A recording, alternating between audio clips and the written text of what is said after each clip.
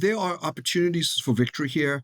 And at the end of the day, as you say, it's not a Republican matter. It's not a Democratic matter. It's a scientific matter. I really believe that. I'm sorry if it comes off across as a little bit naive, but that's the way I look at it. That's what's going to sustain me through this. And you just stay true to what science demands, and you keep pushing for it, and you hope that you win most of the time.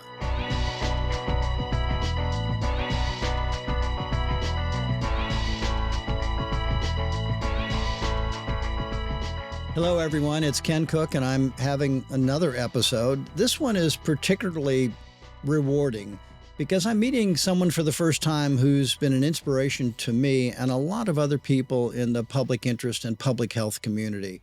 He's a neighbor in our office building in D.C., and yet somehow we've never met in person.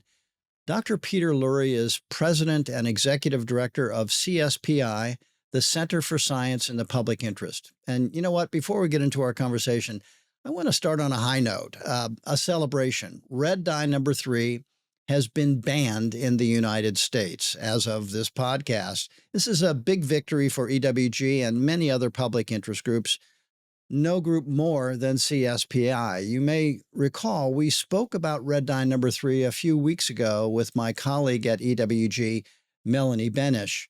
Here's what she had to say. Our colleagues at the Center for Science and Public Interest created a really comprehensive petition that they filed with the FDA in 2022 that we signed on to that reiterates the FDA's own 1990 conclusion that red 3 causes cancer, at least in lab tests.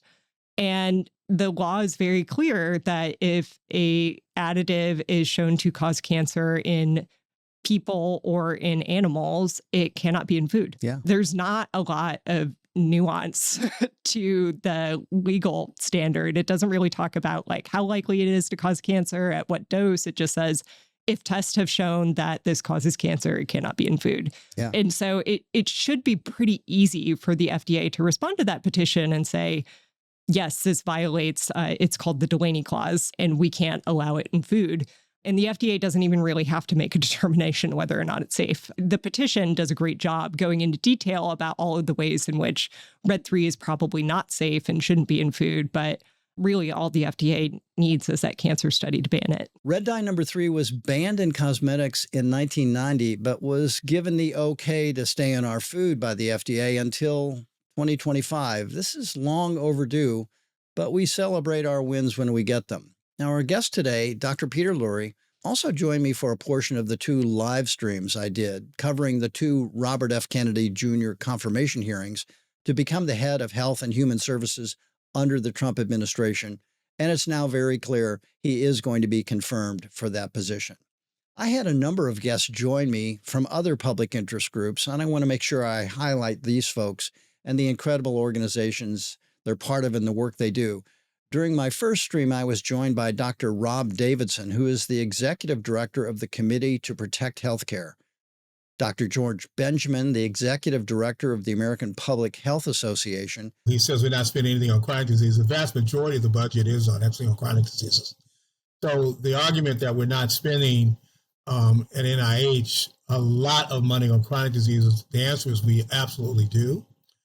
We do spend a fair amount on infectious diseases. But there is a crossover between these two, right? Vaccine science can be used for a range of things, not only just infectious diseases, but also to prevent cancers. So the HPV vaccine, which he has been opposed to, actually prevents a chronic disease called, cervical cancer. As well as our guest today, Peter Lurie. For my second live stream, my guests included Tom Philpott, who's a food journalist and senior research analyst at Johns Hopkins Center for a Livable Future. I was also joined by Executive Director North Saunders and Advocacy Director Jen Herricks from the Safe Communities Coalition Action Fund. Additionally, I was joined by Max Goldberg, my friend who's the founder of the newsletter Organic Insider, Daria Minovi, Senior Analyst at the Center for Science and Democracy at the Union of Concerned Scientists. As an environmental health researcher, I did a lot of work on toxics during the last Trump administration, and we saw regulation after regulation rolled back. The administration was very friendly to petrochemical companies, to the chemical industry lobby. And I don't think that Mr. Kennedy is going to see success, even if that is an issue he has no oversight over for the most part. I don't think there's going to be a lot of movement in the direction he wants to see. And again, I just don't hear from him a lot of expertise on the issues that will be under his jurisdiction in HHS. And finally, my dear friend who's also been on the podcast, author and entrepreneur Robin O'Brien. Now, our guests on the live streams and Dr. Peter Lurie specifically are the people I'm proud to call colleagues in this fight for public health, human health. Make sure to head on over to our show notes and give their organizations a follow. Now, my guest today, Dr. Peter Lurie, is especially relevant to this day and age. In addition to being the executive director at CSPI, Peter was also the Associate Commissioner for Public Health Strategy and Analysis at the FDA. And before that, he was the Deputy Director of Public Citizens Health Research Group, where he worked on drug and medical device issues and co-authored the organization's Consumer Guide to Medications, Worst Pills, Best Pills, a Bible in the public interest world. He also led efforts to reduce worker exposure to hexavalent chromium, famously known as the Erin Brockovich chemical, and Erin was our very first guest in this podcast. Peter, thank you for joining us. I'm so grateful for everything you do at CSPI. Michael Jacobson, your predecessor, the founder of CSPI, is a dear friend and a legend like you are. In this moment, we're facing some really perplexing, not to say frightening, issues around appointees and nominees in the Trump administration. And I invited you on, Peter, to get a sense of how CSPI is preparing for these times. A lot of us rely on CSPI for our everyday lives. Your newsletters are absolutely indispensable. Before there were influencers, there was CSPI's newsletter, the Nutrition Action newsletter, and it's still going strong. Welcome to the show. Thank you so much for taking some time. What are you thinking right now, Doctor, about what we have ahead of us? 4 years of, oof. Yes, that. Well, first of all, Ken, thank you so much for inviting me. And yes, it's a pleasure to meet you finally after all these years. I'm not quite sure how that happened. Yeah. In any event, obviously this is not the outcome that maybe we expected, certainly not intended. The biggest question, I think, for public interest groups at this moment is, do they try to find sort of the nuggets of positivity that might lurk within the administration, or do you look at the big picture? And, I try to be optimistic and practical, but when people come along with ideas that are so antithetical to science and so antithetical to science-based decision-making, when they start to take on the very tenets of public health that have served us well, basic things like vaccination or pasteurization of milk, when that happens, I think you have to draw a line. I think that's right. And that's what we've done at CSPI. We've said, look, if they want to work with us on additives, and I'm sure we'll talk about that in a moment, that's fine. But at the moment, the question before us in Washington is, are these people suitable for nomination? And they are not. And by them, I mean, at a minimum, Dr. Oz and RFK Jr. Yeah. These folks do not show any evidence of an ability to manage large organizations in the first place, or to think scientifically. And as a result, they've found themselves in the clutches of really improbable people, if you're at all scientifically inclined, people who are hostile to vaccination, people who think that, there's a dietary supplement for practically every ill. That's where we are. We take a strong stance against those two. I think Dr. Weldon over at CDC is another who could stand a good look for his own anti-vaccination proclivities. But that's the way we're looking at it. And, if they happen to get it confirmed all the same, then we'll look for opportunities to work with them. Yeah, that's kind of the same place EWG comes down. I think in the case of RFK Jr., my feeling is his original sin was sort of grooming people to vote for Trump with the prospect that he was going to make all these sweeping, swashbuckling changes happen. He's going to reform farm subsidies. Well, he's not at USDA, so that won't happen. He's going to get pesticides out of our food. Well, that's not what you do at FDA or HHS. That's the job of EPA. So just for starters, when you look at the misleading nature of his messaging to his followers, he's never come back on and given a video presentation of what he can't do by virtue of just the jurisdiction. Then on top of that, you add this really disturbing anti-science approach he's taken to things. And he is himself someone who has no scientific training. He had some very distinguished aspects of his prior career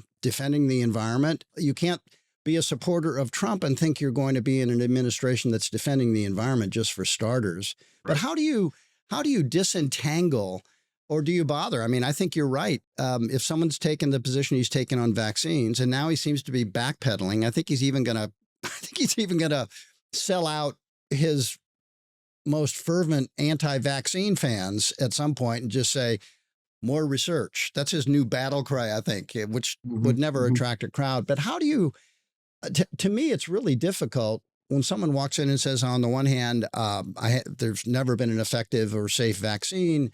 And on the other hand says, but these food additives are also a problem. I don't want to be in the company of that anti-vaccine mentality and try and make the case for food additives. I think that's what you were getting at, right? Yeah, right. You don't want to, what's the expression? You lie down with dogs, you wake up with fleas, right?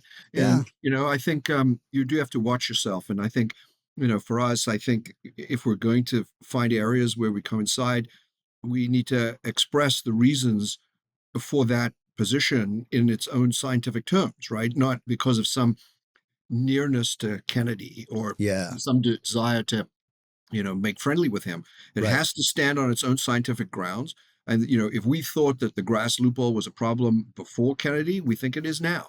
And we'll make the argument on the very same grounds. Now, you might get a little bit of lift that we didn't seem to get even in Democratic administrations. Who knows?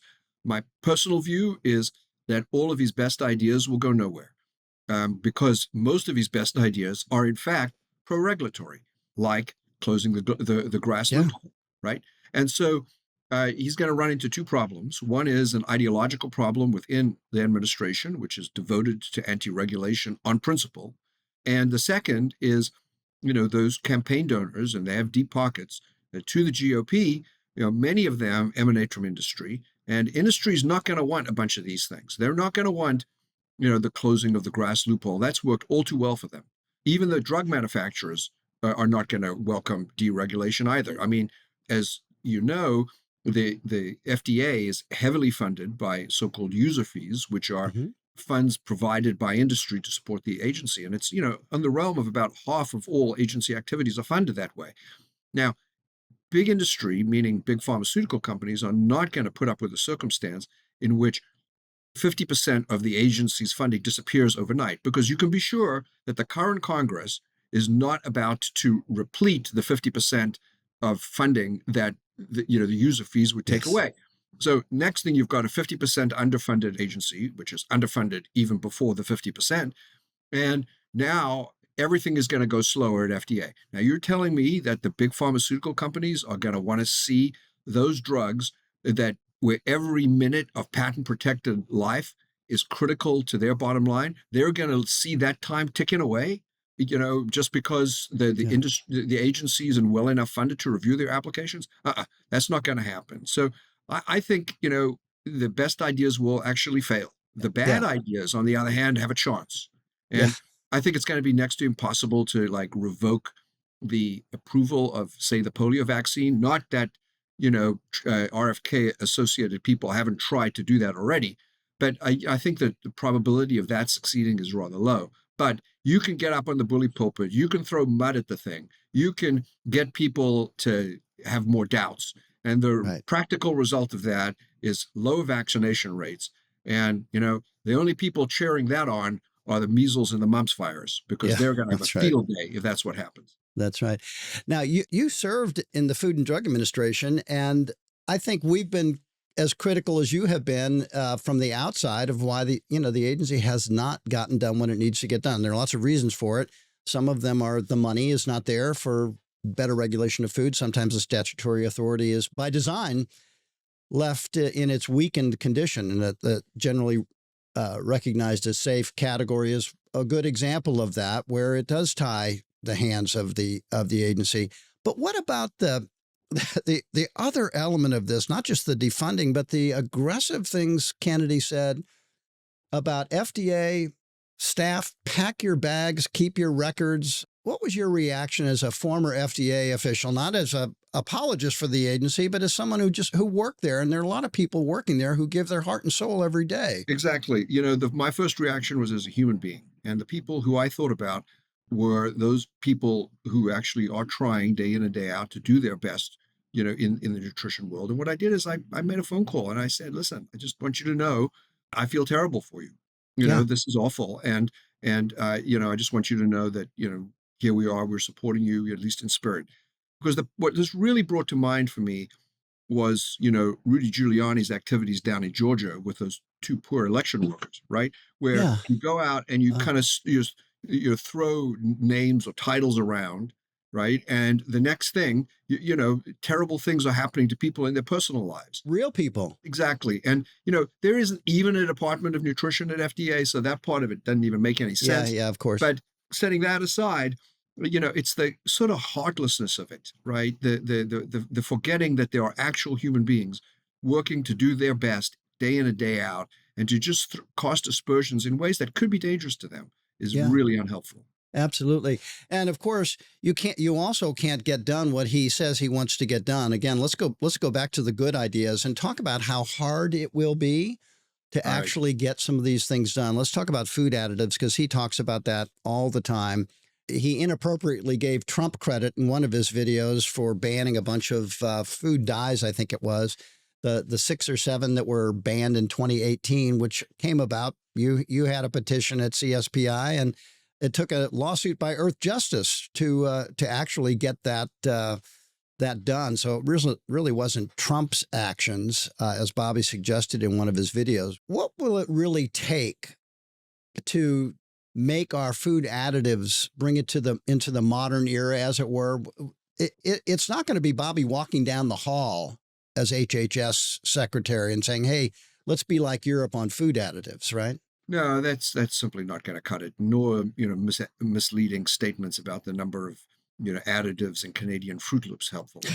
None of that is helpful. There are two ways of looking at this, I think. One is a sort of chemical by chemical approach, and the organization and ours, we've taken that approach in certain things, phthalates, PFAS, aspartame in our case anyway, Red 3, and that's fine. And it's a hell of a lot of work for each of them, but you have to do it, and sometimes you win. Now, as you well know, is stymied at the federal level as we have been, we've started to turn to the states. That's not the ideal solution to this problem. It's not the way I would like to go about it. But if the FDA is going to take more than 30 years to act on its own conclusion that Red 3 is carcinogenic and the clear statutory mandate to ban it accordingly, well, then we're going to have to look and see what can be done, because people are still exposed. And as consumer advocates, we need to do what we can about that. And so we turn to California. And, I think that's really has gotten people's attention, frankly, including RFK's, even if he gets a little gobbled once in a while. So that's sort of the one part, your kind of chemical by chemical thing. And then you have to look at the systematic problem, which I know you've explored on the show before, the grass loophole. And that's a huge deal. I mean, the grass loophole is not just a loophole, it's just a massive gaping wound, through which most chemicals come pouring at this point. And that's just really unacceptable. And so, on the federal level, we probably need statutory reform in order for that to really be closed. That's going to be a pretty tough haul. I mean, we've had bills in the Congress for years now trying to accomplish that, and we haven't got a lot of traction. And so, once again, we're turning to the states. And here in New York is the one that's shown the greatest interest. They've got a bill that would require the listing of all the chemicals being used in New York that qualifies grass. And, that basically shines sunlight from New York all over the country, right? It basically illuminates the entire country if this were to pass. So it's very exciting. It's interesting to see the innovation coming from the state level, and especially because it addresses not just a chemical by chemical problem, but the systematic problem that is grass. Yeah, no, I think that's exactly right. And I think people, again, it sounds great in a stump speech to say you're going to do that, but the reality is very different. And that often falls to organizations like CSPI. We're proud, EWG is proud to be working side by side to try and advance these policy issues, but it's not easy. Michael Jacobson used to talk to me at cocktail parties or receptions back in the 70s and 80s about some of these chemicals that you and I are still fighting to get out of food today, right? Absolutely. And so I think just to convey to people 2 points. One, there is a public interest movement that has been working on this and trying to get it on the agenda. I'm glad that we have President Trump saying something about it now. I don't have any confidence he'll really solve it because the money is on the other side. The money, the support, the food industry, big ag, big pesticides, big chemicals, big energy, and, oil and gas. Trump is their guy. And so you have to somehow imagine that the presence of RFK Jr. in their midst has changed everything. And I don't think so. No, neither do I. I don't think it really works that way. On the other hand, the president himself is not known for exactly rigorous decision making. So, it is a little bit of, who's the last person to talk to him before, the door closes. And so, things could happen. I mean, that can go either way, of course. And that's why it's important to have a person who thinks systematically before making big decisions. But we've seen time and again that isn't the way things are. So it is certainly very concerning. Yeah, it's an important time for the issues you've devoted your life to. And I just want to say, once again, you're a hero of the public interest, in my view. And it's vitally important that people understand people have been at this for a long time. We don't care who's in office. We're going to stay at it. We don't praise Democrats because they're Democrats. We don't condemn Republicans because they're Republicans. We are research-based advocates in the tradition of Sid Wolf, and that's never going to change. No, absolutely. And, we shouldn't forget that we had, a good number of successes even during the previous Trump administration. I mean, some of them were defensive successes, but defensive successes are successes too. And we fought them in court over their school foods nutrition rule. We got it rolled back. They had beat them. You beat them. We won, absolutely. And we helped, get rid of this dreadful, dreadful thing called the sunset rule, which was a rule that would have required literally all HHS regulations to undergo a review every 5 or so years or to lapse and just disappear.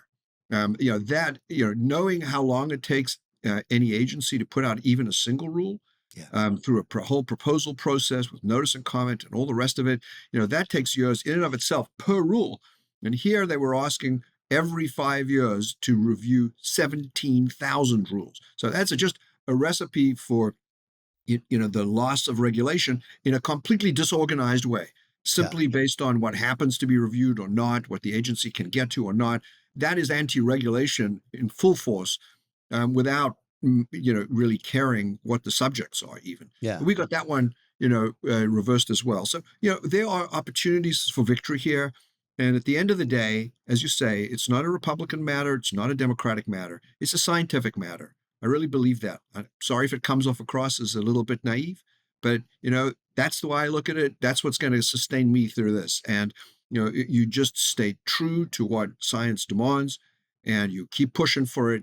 And you hope that, you win most of the time. Well, on that note, we will see you at the barricades, Dr. Lurie. And I will see you in the elevator. And see you in the elevator, my friend. Thank you so much. I look forward to connecting with you in person at our soonest opportunity. That'd be great. Thanks a lot for having me. Dr. Peter Lurie, thank you for joining us, and thank you for all the work you and your colleagues do over at CSPI. And thank you to all who contributed to the live streams and to all who tuned in. I also want to thank you out there for listening.